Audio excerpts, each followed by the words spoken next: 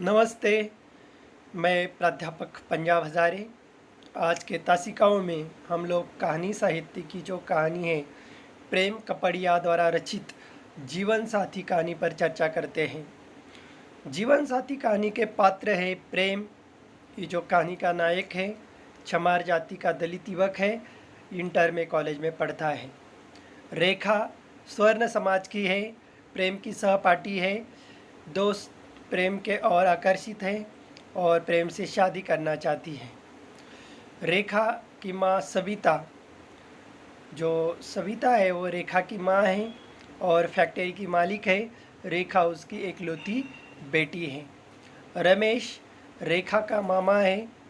रावत प्रेम का मित्र है कॉलेज का। राकेश स्कूल प्रबंधक कमेटी के अध्यक्ष का बेटा है। तो जीवन साथी कहानी के कुछ महत्वपूर्ण बिंदु हैं, उनको हम लोग देखते हैं कि इस कहानी में जो समाज व्यवस्था है उस समाज व्यवस्था का चित्रण प्रेम कपड़िया ने किया है कि दलितों का जातिगत अपमान, गैर दलित लड़की रेखा के साथ प्रेम की शादी और जातिवाद से ग्रस्त स्वर्ण समाज का दलितों के प्रति व्यवहार और पुलिस तंत्र का दलितों के प्रति व्यवहार और प्रशासन व्यवस्था, इसका चित्रण इस कहानी में, जीवन साथी कहानी में प्रेम कपड़िया ने किया है।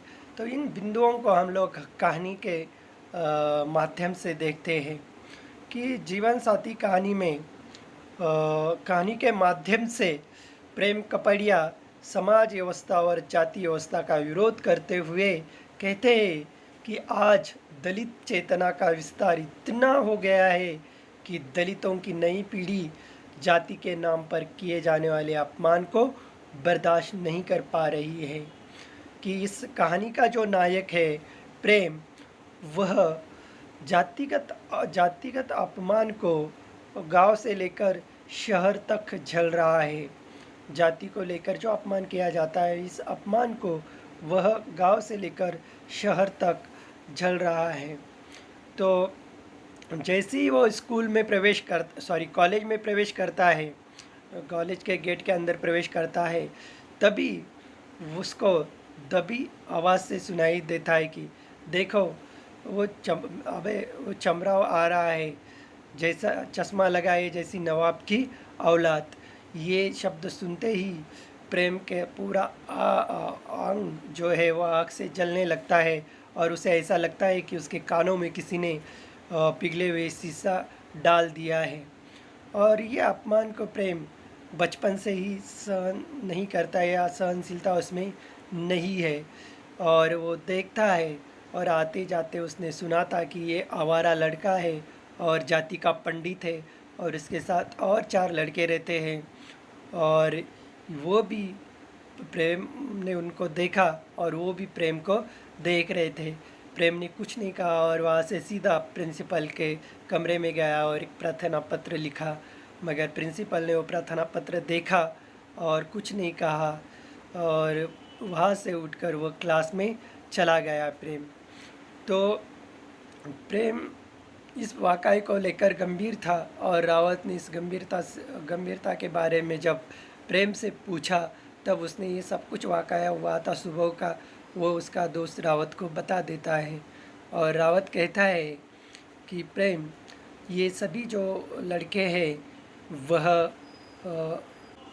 वो कहता है कि ये सभी रेखा के चाह में पागल है। तब प्रेम चौंक उठता है और कहता है कि जो रेखा है वो मेरी अच्छी दोस्त है, क्योंकि जब बस में जा रहे थे तो रेखा गिर गई थी, तो प्रेम ने ही इसे उठाया था और सहानुभूतिपरक उसको उसके घर छोड़ने गए थे। तब रेखा उसकी अच्छी दोस्त बन गई थी। और जो राकेश है वो भी छठा गुंडा था। रावत उसके बारे में बताता है कि राकेश जो है वह स्कूल प्रबंधक कमेटी के अध्यक्ष का बेटा है और उसने 2 लड़कियों का बलात्कार किया है। तो वह रेखा के साथ भी कुछ ना करे। तो प्रेम कहता है कि जब तक प्रेम जिंदा है तब तक ये संभव नहीं है, ऐसा कुछ नहीं होगा। तो रावत कहता है कि ऐसा ही हो और इन गुंडों से बचकर रहें। तो वो ऐसा कहकर चले जाते हैं और देखते हैं कि रेखा उन्हें कहीं दिखाई नहीं दे रही थी, क्योंकि उसका दूसरा सेक्शन था। तो राकेश और सॉरी प्रेम और रावत दोनों कैंटीन में जाते हैं और बैठते हैं। उतने में ही रेखा आ जाती है और उनके सामने बैठकर हेलो करते हुए प्रेम को पूछती है। तब प्रेम कहता है कि कहाँ थी, हम लोग कब से आपका इंतज़ार कर रहे हैं। तो उसने कहा कि जो टीचर ने सिलेबस दिया था उसकी तैयारी कर रही थी, उसमें बिजी थी, इसी कारण नहीं आई। तो नोट जो दिए थे उसकी तैयारी कर रही थी, उसके वजह से देर हो गई, तो उसमें बिजी थी। तो फिर जो प्रेम को कहती कि आज क्या लोगे, तो जो का भी करेंगे, तो कि हमने चाय कॉफ़ी और बर्गर का ऑर्डर दिया है तो वही ये करेंगे। तो साथ में वो चाय और बर्गर का ये करते हैं और वो प्रेम को अपने घर चलने के लिए कहती है कि वो उसके मम्मी के साथ उसकी मुलाकात करवाना देना चाहती है। तो उसको घर पर ले जाती है और ले जाने के बाद जब मम्मी से उनकी मुलाकात प्रेम की करवा देती है, तब प्रेम से वो उसकी मम्मी कहती है कि देखो बेटा, हमारी एक लौती ही बेटी है और मैं उसकी शादी उसके मनपसंद लड़के के साथ करवाना चाहती हूँ, और आपको रेखा पसंद है क्या? अब मैं इसलिए कह रही हूँ कि रेखा आपको पसंद करती है, आप पसंद करते या नहीं है, इसलिए मैंने अपनी ओर से पूछा है कि आप रेखा के साथ शादी करोगे।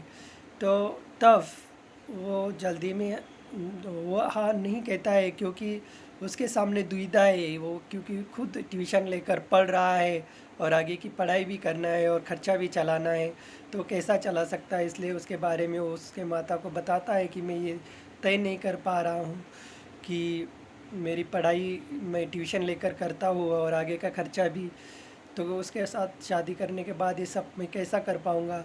तो वो कहते हैं कि देखो बेटा, हमारा कारोबार है, फैक्ट्री है और रेखा के साथ तुम्हारी शादी हो जाएगी तो तुम्हें ही सब कुछ संभालना है, तो फिर वह सब कुछ तुम्हें ही देखना है और तुम्हारा ही है। तो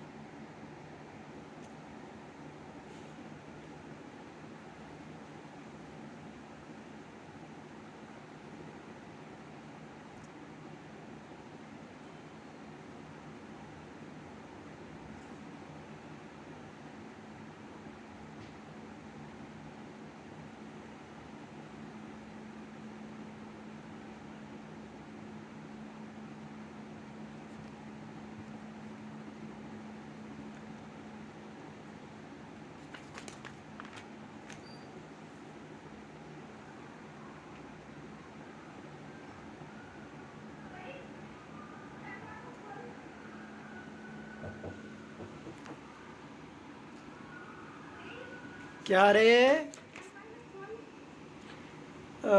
मैं रिकॉर्डिंग कर रहा हूँ, रिकॉर्डिंग कर रहा हूँ।